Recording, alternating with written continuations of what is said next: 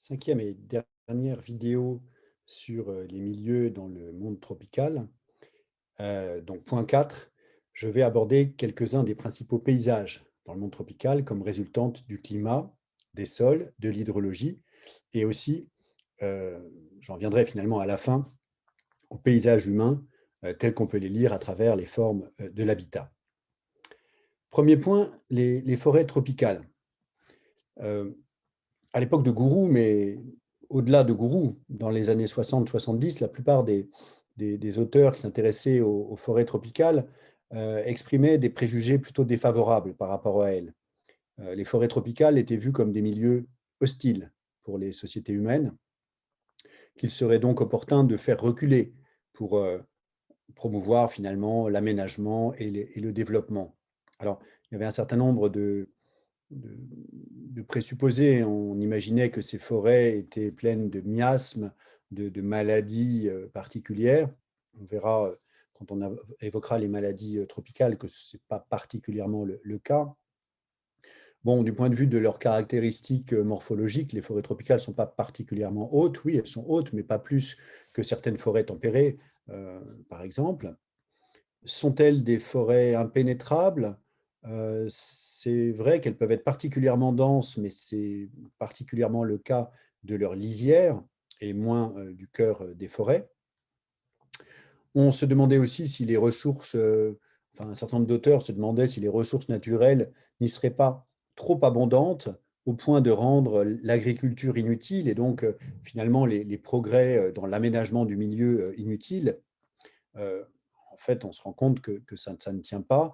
La nourriture pour les hommes qui vivent dans la forêt est chiche, elle est irrégulière, des produits de la chasse, de la cueillette, euh, que ce soit des insectes ou des ignames sauvages ou des diverses plantes avec lesquelles on peut se nourrir dans la forêt ne fournissent pas une nourriture extrêmement riche. Et, donc, tout cela ne tient pas vraiment. Alors finalement, est-ce que ces forêts sont un obstacle à l'agriculture et à l'occupation des hommes? En fait, tout dépend comment on considère les choses. La forêt perdure quand les hommes ne se sont pas montrés assez nombreux ou assez décidés à la faire reculer, mais les défrichements répétés peuvent faire reculer les forêts tropicales comme les autres forêts. Et donc finalement, l'état des forêts reflète l'emprise humaine sur le milieu. Le même type de milieu peut, à des moments différents dans l'histoire, euh, voir des intensités d'occupation extrêmement différentes. Par exemple, l'île de Java en Indonésie avait seulement 5 millions d'habitants à la fin du XVIIIe siècle, et il y en a 136 millions aujourd'hui, avec des densités démographiques supérieures à 1000 habitants au kilomètre carré. Donc on voit bien que ce n'est pas le milieu qui, à lui seul, euh, rendrait impossible le peuplement par les sociétés.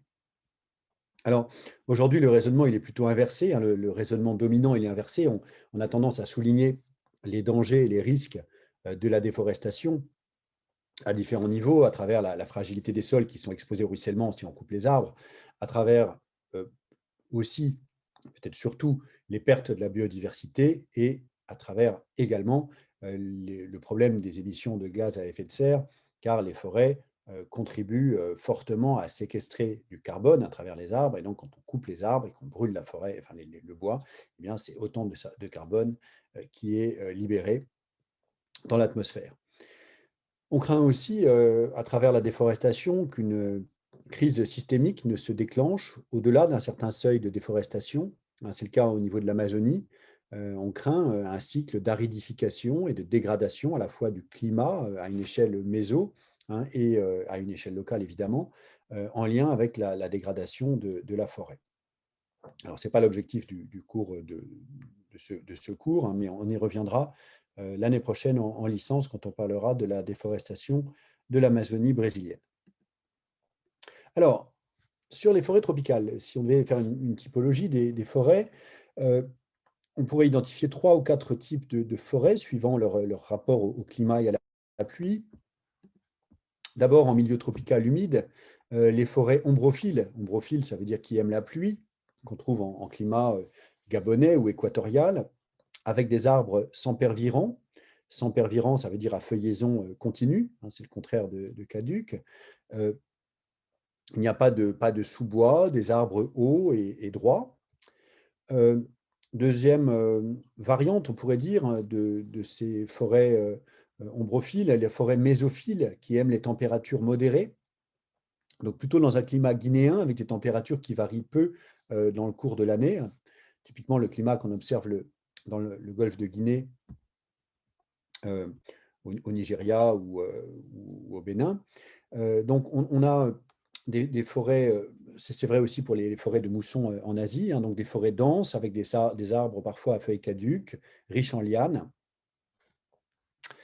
Autre type de forêt dans les milieux, tropicaux secs, les forêts sèches, avec des climats, par exemple, soudaniens, donc des arbres moins hauts, moins droits, des épineux, des feuilles caduques.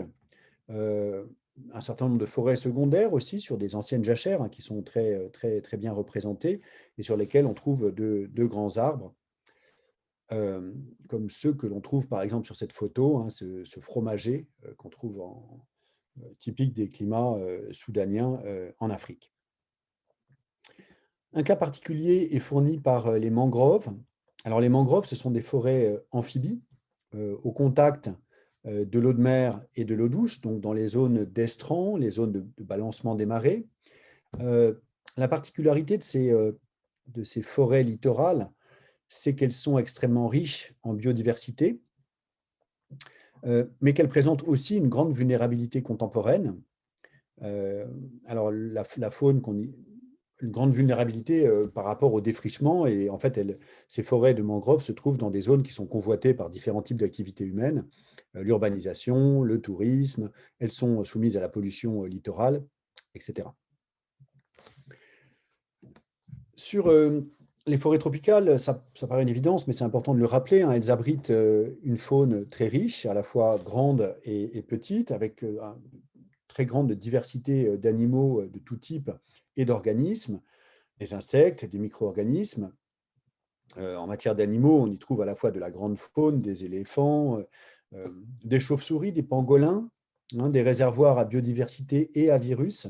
Et de ce point de vue-là, eh bien évidemment, le défrichement de ces forêts tropicales, n'est pas, sans implication, sans impact, sur les équilibres, homme-environnement, je dirais à l'échelle globale, comme la pandémie de la Covid, nous le souligne, c'est depuis 2020. On en reparlera dans le cours sur les risques. Alors, donc voilà, on a des milieux, hein, qui sont particulièrement fragiles et avec des équilibres, entre la faune, la flore, le climat, qui sont délicats et qui sont menacés dans un grand nombre de cas. Quelques photographies ici. Alors, là, on a une photo en Amazonie brésilienne, entre Sao Paulo et Belém.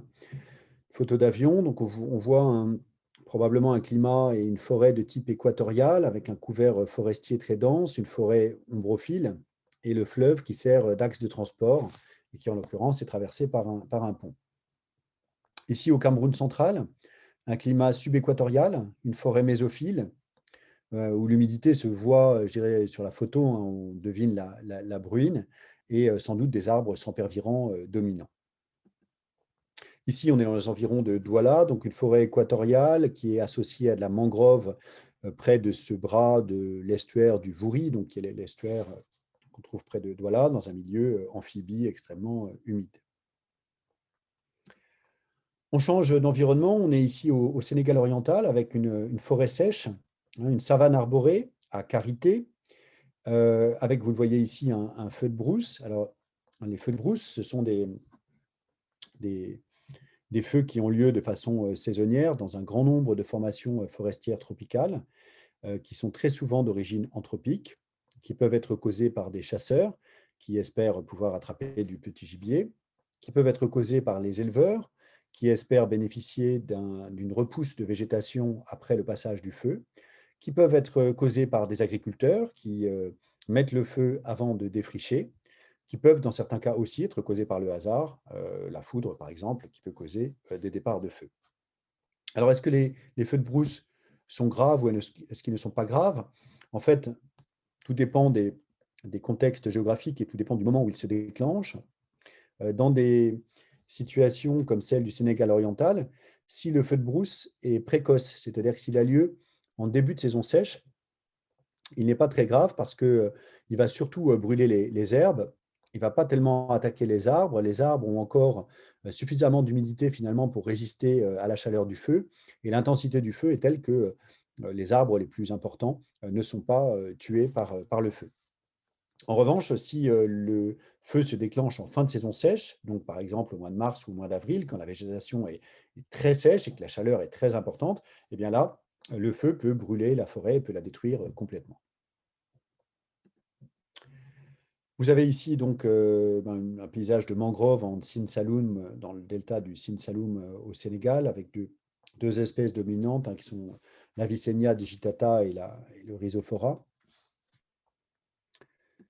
Euh, Voilà, on est toujours dans des paysages de mangroves, ces paysages amphibies et de contact entre la mer, le littoral, vous voyez des oiseaux marins et l'intérieur, et puis quelques baobabs que l'on voit au fond. Deuxième type de paysage forestier, donc deuxième point, 4.2, les savanes. Alors, euh, donc la savane, c'est une formation végétale et en même temps c'est un type de paysage. L'étymologie, ça vient du mot de l'indien caraïbe sabena, S-A-B-E-N-A. Donc la définition qu'on peut donner d'une savane, c'est une formation végétale tropicale fermée, constituée d'herbes dures et hautes souvent, où dominent les graminées à rhizomes. Alors, il y a des savanes qui sont uniquement herbeuses, mais le plus souvent, elles ont aussi des arbres. Donc, la savane, il ne faut pas imaginer uniquement de l'herbe. Très souvent, il y a aussi des arbres. Dans les paysages de savane, on a souvent des sols encore plus pauvres que les sols forestiers, moins épais, qui retiennent peu l'eau. Et on a des climats qui peuvent être, il n'y a pas de climat de savane, les climats peuvent être les mêmes que certains sols forestiers. Alors, on trouve des paysages de savane dans de nombreux biomes, en Amazonie, au Congo, à Bornéo, au Soudan. Voilà, les savanes sont des paysages qui sont très étendus, qui sont plus étendus même que les forêts. Vous avez ici, alors c'est tiré du site de Géoconfluence, que vous connaissez tous, de l'ENS de Lyon, un graphique sur différents types de savanes, en fait les gradients entre des steppes arbustives et puis de la savane boisée, voire de la forêt claire. Donc on est d'abord dans de la steppe, avec simplement de l'herbe et puis des épineux. Ensuite, on passe à une savane, alors il l'appelle buissonnante ou arbustive, donc des buissons plus ou moins grands. Ensuite, la savane arborée, puis la savane boisée et la forêt claire. Alors, il y a un type de savane qui est important du point de vue des sociétés humaines, qui n'est pas mentionné sur ce schéma, ce sont les savanes parcs, on appelle ça les parcs arborés. Qu'est-ce que c'est qu'un parc arboré? En fait, c'est un paysage où les paysanneries ont décidé de garder un type d'arbre, en général une ou deux essences, mais souvent une essence, à laquelle les gens étaient attachés parce qu'elle fournissait de la nourriture, de la pharmacopée, des produits pour l'artisanat, différentes ressources finalement. Et puis donc on défrichait le reste, et donc vous aviez un paysage à la fois agricole et qui complanté d'arbres, un peu comme si on devait regarder un équivalent français, les champs, les pâturages normands complantés de pommiers. Alors ces savanes parcs, ces parcs arborés, on peut les trouver avec une dominante de palmiers, de baobab, de karité, de Federbia albida. Federbia albida, on l'appelle parfois aussi Acacia albida. Donc voilà, différents types d'arbres qu'on a conservés. Alors ensuite, sur les origines des savanes, certaines savanes sont d'origine édaphique, ça veut dire qu'elles doivent leur existence à certaines caractéristiques du sol. C'est le cas notamment pour les formations qu'on appelle les varzea sur des vieilles terrasses en Amazonie ou les lianos au Venezuela. Je crois qu'il y a une photo, voilà, ici c'est une photo des lianos au Venezuela. Mais le plus souvent, les savanes ont une origine anthropique. Elles sont liées au passage du feu et au défrichement de la forêt, et finalement à la transformation, à la mise en place finalement de paysages qui sont liés à l'activité de l'homme et notamment aux défriches successives. Donc elles résultent des brûlis qui ont été effectués aux dépens de la forêt et puis des jachères qui ont succédé au cycle de culture qui se sont déroulées après la mise à feu de la forêt. Souvent, ce qu'on observe quand on brûle la forêt, il y a d'abord un moment de fertilité importante pendant une période courte, et puis ensuite, la savane la fertilité chute assez rapidement. Bon, là, les paysanneries laissent souvent des jachères se développer, et puis la savane peut retourner à la forêt. Vous voyez ici un paysage de Várzea en Amazonie brésilienne, donc une savane herbeuse. Ici aussi, des savanes herbeuses dans le Haut-Ogooué. On est près des plateaux de Téké dont je parlais dans le cours sur les sols. On a des sols sableux qui expliquent, donc c'est des savanes édaphiques principalement. Ici, on est au nord du Sénégal. Vous voyez à chaque fois les petits points rouges localisent les photos sur la carte, dans la zone qu'on appelle le Ferlo, donc un paysage de steppe avec quelques arbres qui sont en l'occurrence des acacias sénégal, qui donnent de la gomme arabique, et qui ont été conservés dans cette perspective. Alors là, on est dans le Sine Saloum, donc vous voyez, on est au centre-ouest, centre-sud-ouest du Sénégal, avec une savane arbustive à karité et puis autres espèces. Ici, on est au Sénégal oriental, dans le même type de paysage que celui où je montrais les feux de forêt tout à l'heure. Donc on pourrait dire une savane arborée.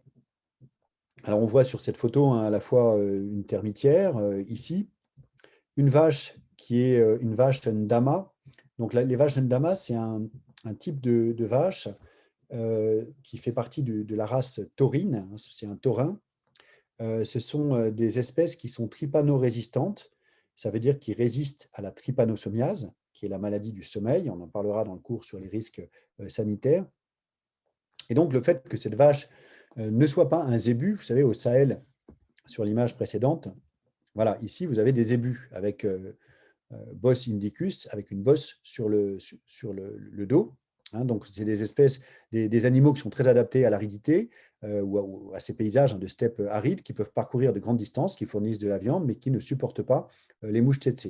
Inversement, les taurins que vous voyez ici sont beaucoup plus résistants à la trypanosomiase, mais sont des vaches plus petites.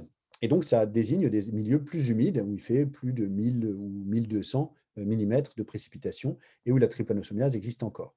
Donc là, on est probablement en saison sèche, dans un paysage de jachère de 5 ans peut-être. Ici, vous avez au Mali un parc, donc dans le Mandé, au sud de Bamako, un parc à karité. Le karité, le nom scientifique, c'est Vitellaria paradoxa. Et Paul Pélissier, donc un grand géographe tropicaliste, qui a été d'une certaine manière un successeur de Pierre Gouroux, expliquait que le parc à karité était une signature paysagère de sociétés paysannes privées de bétail.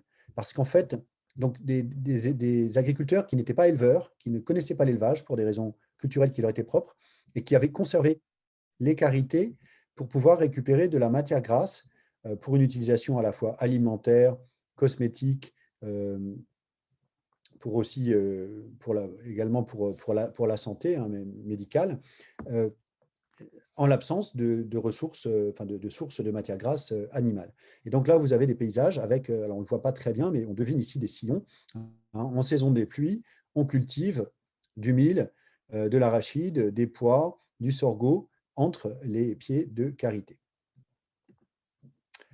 Ici, vous avez des parcs à Féderbia Albida, au Sénégal. Alors, ces parcs, au contraire, ils dénotent, ils signalent une intégration entre l'agriculture et l'élevage ancienne. Donc, vous voyez, on a des sols sableux, une piste en latérite sur la photo, et puis on a des arbres qui existaient dans l'environnement, qui ont été conservés par les paysanneries, parce que les paysans, il y avait un intérêt. Et quel est l'intérêt de cet arbre, le Féderbia albida? Il est grand parce que les racines de cet arbre fixent l'azote du sol dans la terre et donc améliorent la fertilité au pied de l'arbre. Donc, vous voyez ici des fans de mil. C'est en saison sèche, en saison des pluies, pardon, c'est un espace qui a été cultivé. L'autre avantage, c'est que le Féderbia albida, il a un cycle inversé. Il a des feuilles en saison sèche et il perd ses feuilles en saison des pluies. Donc, en saison des pluies, comme il n'a pas de feuilles, vous pouvez cultiver sous cet arbre. Ça tombe bien parce que le sol est très riche, je viens de vous le dire. Et puis en saison des pluies, il a des feuilles, et les feuilles sont extrêmement nourrissantes. Les feuilles et les gousses de cet arbre sont extrêmement nourrissantes pour le bétail. Et donc vous avez des animaux qui, en saison sèche, n'ont pas besoin de parcourir de très grandes distances pour chercher des pâturages vers le sud, mais peuvent trouver du pâturage aérien quand leurs propriétaires vont couper des branches ou des gousses de ces arbres pour nourrir le bétail. Donc on a ici un parc à Federbia albida, qui est ce type de parc a été aussi étudié par le géographe Paul Pélissier, dont je vous parlais tout à l'heure. Bon, ici on a un fromager qui désigne des zones défrichées depuis longtemps, un très grand arbre en zone soudanienne. Je passe. Alors, en milieu de savane, le couvert végétal protège dans une certaine mesure de l'érosion. Et en fait, l'agressivité de l'érosion va dépendre un petit peu du couvert végétal et aussi du climat. Alors, on considère que ce qu'on appelle la dégradation spécifique, donc la quantité finalement de matière qui est transportée par l'érosion liée à la pluie, elle dépend du type de paysage et de la densité du couvert végétal. Vous voyez, en forêt humide, on a environ 10 tonnes de dégradation spécifique par kilomètre carré par an. C'est 100 tonnes en paysage de savane et 1000 tonnes en région cultivée.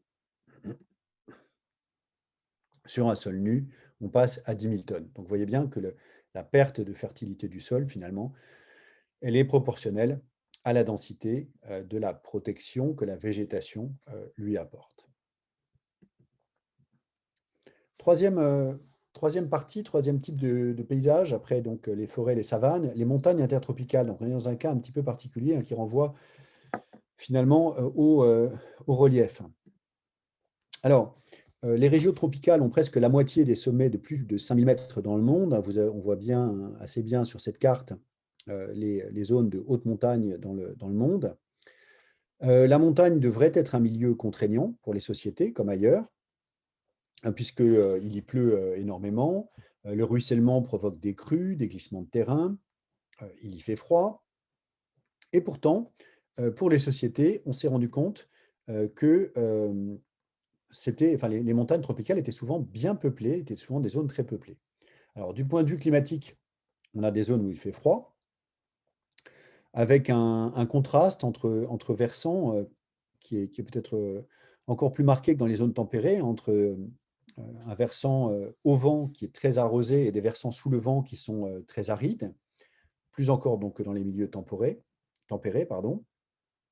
On peut avoir en milieu tropical, comme dans les milieux tempérés, des alternances quotidiennes de gel et de dégel, de neige et de fonte. Ce qui est un facteur très important qui explique pourquoi les montagnes tropicales sont des milieux bien peuplés, c'est qu'il y a moins de maladies que dans les régions environnantes. L'altitude et le froid, finalement, ne sont pas favorables à un certain nombre de parasites et d'insectes qui transmettent des maladies dans les zones plus chaudes. Et c'est ça qui explique pourquoi les montagnes tropicales sont bien peuplées. Alors, Alexandre de Humboldt, le géographe allemand, a proposé une typologie des montagnes tropicales à partir de ses observations dans les Andes au XIXe siècle, qui fait toujours autorité.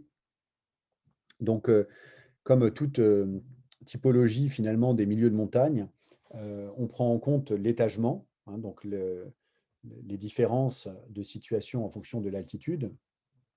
Donc, Humboldt distingue les tierras calientes, donc les terres chaudes à moins de 1000 mètres, qui ressemblent aux plaines voisines, qui ont juste plus de pentes, donc plus d'érosion et de glissement de terrain. Ensuite, deuxième étage, les tierras templadas, entre 1000 et 2000 mètres, donc terre tempérée. Le gel est possible, mais pas forcément très fréquent. C'est là qu'il pleut le plus. On a des forêts denses magnifiques et on a des espaces où on peut avoir des cultures assez importantes. Troisième catégorie, les tierras frias, entre 2000 et 3500 mètres, donc les terres froides. C'est là qu'il y a la limite supérieure de la forêt et que la nébulosité, les nuages, sont au maximum. Et puis, au-delà de 3500 mètres, les tierras heladas, les terres glacées. Alors, ce qui est spectaculaire finalement avec ces montagnes tropicales, c'est qu'elles apparaissent comme un milieu favorable pour les sociétés, un milieu sain, sans paludisme, sans trypanosomiase. Historiquement, Elles ont fonctionné comme un refuge politique pour des populations qui cherchaient à fuir la domination, qui ne voulaient pas être prises en esclavage ou être dominées par des constructions politiques plus agressives qui étaient dans leur voisinage. Les sols peuvent être assez fertiles si on arrive à maîtriser l'érosion, euh, notamment par des systèmes de terrasses. On le voit ici sur les pentes du Kilimandjaro en Tanzanie, hein, des plantations de café, par exemple, ou des bananeraies un peu plus bas, hein, voilà, dans une zone qui est intensément cultivée et mise en valeur. Alors, l'étagement permet une large gamme de cultures dans ces montagnes tropicales. Comme vous le voyez sur ces photos, hein, le bananier et le café plutôt en bas, des variétés plutôt arabica de café, donc plus demandées quand on monte, des cultures tempérées, la vigne, les vergers, l'orge, et puis quand on arrive tout à fait en haut, le thé. Les hautes montagnes sont parfois très peuplées. La fonction de refuge, hein, l'a emporté sur le froid finalement et les contraintes. Dans les Andes, on cultive le maïs jusqu'à plus de 3000 mètres, la pomme de terre et le quinoa jusqu'à plus de 4000 mètres. On pratique dans les Andes toujours, hein, de l'élevage extensif depuis plus de 10 000 ans, des lamas, des chèvres, des vaches aussi. Alors, il y a quand même une diversité de situations assez importante en fonction des continents. Globalement, les montagnes sont très peuplées dans les Andes et en Afrique.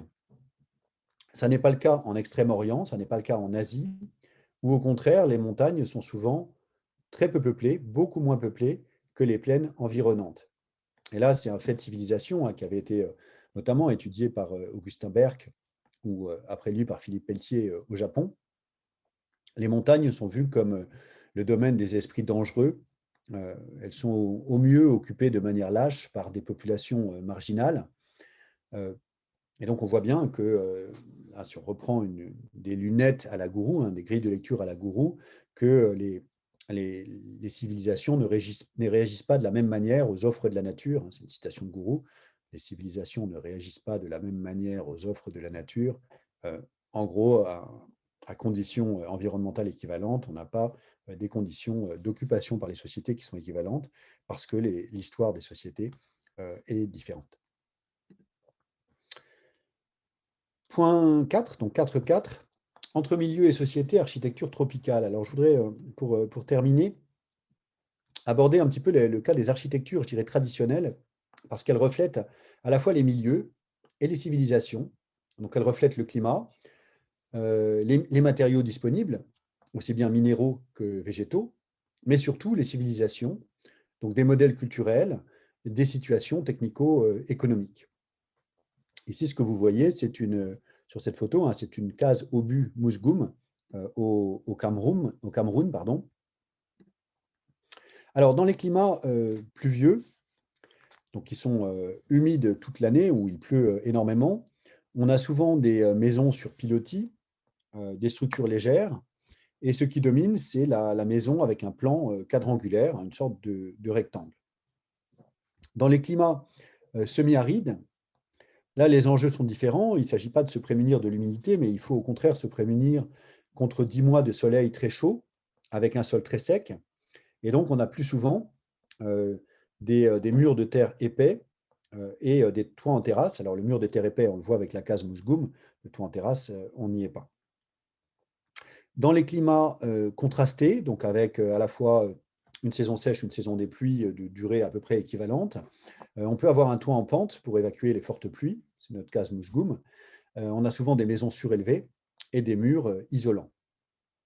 Alors, il y a toutes sortes de variantes, hein, avec des maisons qui peuvent être rondes ou qui peuvent être carrées. La couverture des maisons peut varier là aussi. On peut trouver de la paille, de la palme, des tuiles parfois. Hein, c'est le cas en Inde, au Tamil Nadu, ou au Brésil, au Minas Gerais. Donc voilà, il y a une grande diversité finalement d'architecture. Alors, quelques exemples, hein, dans le Para brésilien, vous voyez des maisons donc, qui sont construites sur pilotis pour être dans des endroits où il pleut beaucoup, hein, un climat tropical humide. des maisons qui sont construites en bois avec des toits en tuiles pour cette maison qui dénote une aisance relative. Donc la tuile doit coûter un petit peu plus cher. Le bois, en revanche, est abondamment présent dans la région. Au sud-est de la Malaisie, ben, on a des maisons de colons qui avaient été installées dans le cadre d'un projet d'État de plantation de palmiers à huile dans les années 60. Donc on retrouve un petit peu la maison construite en hauteur sur pilotis pour être à l'abri de l'eau, hein. Et puis des maisons en bois, le bois est abondamment présent et ça isole relativement bien. Une structure quadrangulaire avec une véranda pour que le soleil ne vienne pas taper contre les murs de la maison et un toit en tôle qui ça permet d'avoir du bruit quand il pleut, mais au moins on est au sec. Ici, ben, dans un climat contrasté, en Nouvelle-Calédonie, un toit en pente hein, pour la saison des pluies, une case de type traditionnel kanak, et des murs isolants qui sont épais. Ici, au Sénégal oriental, vous voyez des maisons qui sont rondes avec un toit de paille. Donc ces toits, ils sont faits en tige de mil.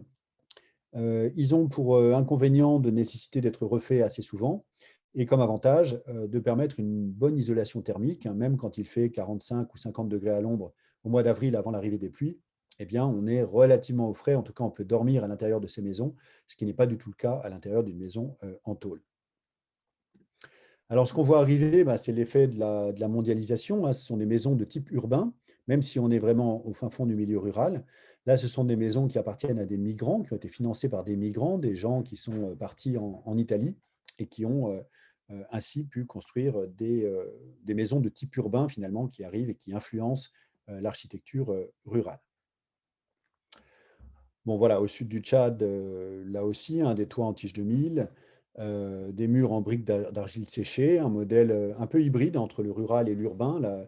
La brique séchée et la forme rectangulaire sont plutôt, et la porte en tôle hein, sont plutôt d'aspect urbain. Et puis après, le toit en paille est plutôt rural. Ici, vous avez des maisons de pasteurs nomades au Sahel central, hein, au Tchad, près du lac Fitri. Donc, vous voyez, on appelle ça des tentes haricots. Donc, qui sont construites des tentes qui sont faciles à monter, à démonter, qui sont légères et qui sont construites en peau de vache.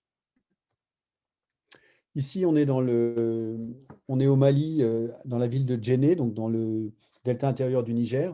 Vous voyez cette architecture pour un climat. Donc, on est dans un endroit où il pleut 4 mois dans l'année, un climat sahélien, où il fait très chaud. Et vous êtes près du fleuve, donc vous avez de l'argile en quantité. Et là, vous avez des maisons en argile avec des toits en terrasse et surtout des murs très épais qui permettent de conserver la fraîcheur dans ces maisons. Vous voyez, ça fait de très belles architectures par ailleurs. Alors là, on est plutôt dans des modèles contemporains, hein, dans le Batocantin, donc le Para au Brésil, pour la photo en haut à droite, en bas à gauche en Tanzanie. Donc on est sous l'influence de modèles urbains, des formes rectangulaires, des toits en tôle ou en tuiles, des murs plutôt en parpaing ou en briques cuites, une certaine, je dirais, uniformisation, des vérandas, hein, toujours, qui permettent d'éviter que le soleil vienne taper contre les murs, un double toit, ici, qui permettent aussi d'avoir moins chaud. Donc une maison qui est un peu d'inspiration d'une architecture coloniale, finalement, hein, mais qui est relativement adaptée au climat en même temps et qui correspond à un modèle relativement homogénéisé et qui se diffuse. De plus en plus, ce qu'on constate, hein, c'est que la recherche de modernité dans le bâti l'emporte sur la recherche d'innovation en lien avec l'identité culturelle. Et donc, pour dire les choses autrement, le tropique urbain est souvent un tropique du parpaing, hein. Le modèle, c'est la maison en parpaing de ciment. Et bon, ce qui n'est pas forcément adapté aux conditions climatiques, mais qui correspond finalement au modèle d'habiter que désirent les gens. On en a des exemples ici, par exemple en Malaisie. Alors, en conclusion, je vais reprendre ici finalement la conclusion de Pierre Gouroul dans son dernier ouvrage de 1982, Terre de Bonne-Espérance, le monde tropical. Les milieux tropicaux sont-ils favorables ou pas aux sociétés humaines? Alors, ils opposent un certain nombre de contraintes importantes. des pluies brutales, il peut tomber 50 millimètres en 1 heure. Les grosses gouttes peuvent détruire, déstructurer les sols. Le ruissellement cause des ravines. Les eaux chaudes et acides ont une puissance de dissolution importante, ont tendance à réduire la fertilité du sol. Inversement, dans les milieux, je dirais, tropicaux secs, il faut affronter une très longue saison sèche, une grande incertitude dans la pluviométrie. En milieu équatorial, inversement, au-delà de la pluie, ben, l'ensoleillement est faible, ce qui est une contrainte aussi pour l'agriculture. La chaleur, les ennemis des cultures innombrables, les insectes, les bactéries, les virus, les champignons, tout cela fait des conditions finalement qui ne sont pas très favorables à l'agriculture. Pour autant, dans le monde tropical, il y a un certain nombre de régions qui sont historiquement très peuplées, alors surtout en Asie, Java, Malaisie, la Malaisie, Singapour, le Kerala en Inde, mais également certains secteurs des Andes et certains secteurs en Afrique. Alors, il y a quand même un certain nombre d'avantages dans ces milieux soumis aux climats tropicaux. La chaleur est plutôt un avantage, même si elle peut présenter des inconvénients. La productivité végétale est élevée dans les climats tropicaux. La productivité biologique est élevée de manière générale. On peut cultiver une gamme de plantes très large. Il y a beaucoup de plantes tropicales qui ont ensuite été diffusées et acclimatées dans des milieux tempérés. Le maïs, le riz, la canne à sucre, le manioc, la tomate, le poivron, l'aubergine, le haricot vert, le soja, l'arachide, l'huile de palme, la noix de coco, les agrumes, les bananes, les avocats, les ananas, le café, le cacao, le thé, le poivre, la cannelle. Vous voyez, la liste est évidemment tout à fait partielle. Il y a une très longue liste de produits tropicaux, finalement, qui sont des produits agricoles qui sont importants. Sans même parler des plantes textiles, hein, comme le coton, le raffia, le sisal, le jute, bon, qui sont moins utilisés. Alors, toutes ces plantes, en fait, ont été sélectionnées par les paysanneries du monde tropical avant d'être diffusées vers le reste du monde. Euh, et donc, voilà, il y a une palette de plantes qui est très large, hein, qui peut être consommée par les paysanneries. Alors, Gourou, finalement, concluait en 1982, générosité du soleil et de l'eau, grand avenir pour l'agriculture. Évidemment, ça n'est pas si simple, et il faut prendre en compte les relations politiques dans l'histoire pour saisir la diversité des situations agricoles dans le monde tropical. Et c'est ce à quoi nous vous inviterons dans le cours sur les agricultures. Je m'arrête ici pour cette vidéo.